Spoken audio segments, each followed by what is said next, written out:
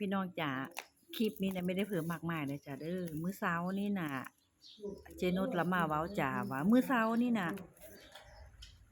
ไปเสื้อบาตรทำบุญปีใหม่เนาะค่ะเนาะลงวัดทำบุญปีใหม่เนาะค่ะแล้วก็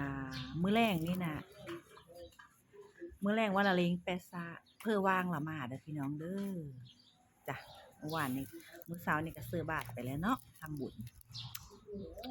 แล้วก็คันเพื่อว่างก็มากินเด้อจ้าเจนุชเลงแปะซะจ้ะเพื่อว่างก็คือมากินเด้อสู้ปลาก็ไม่ได้จ้ะไปซื้อเอาสิไปซื้อมาแปะใส่ไปซื้อมาแปะซะเอาสิปลาก็ไม่ได้น้อยๆจ้ะ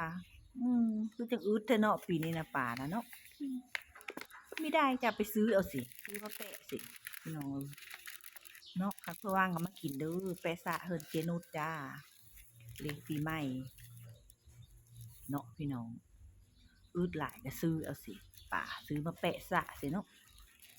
จ้าคันเพื่อว่างก็มากินเด้อพี่น้องเด้อแปะซะจ้าไปสะป่าเนาะ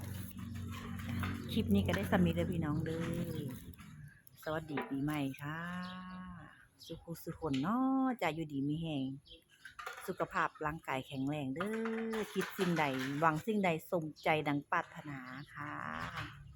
คลิปนี้ก็สวัสดีปีใหม่ค่ะขอบคุณหลายๆค่ะ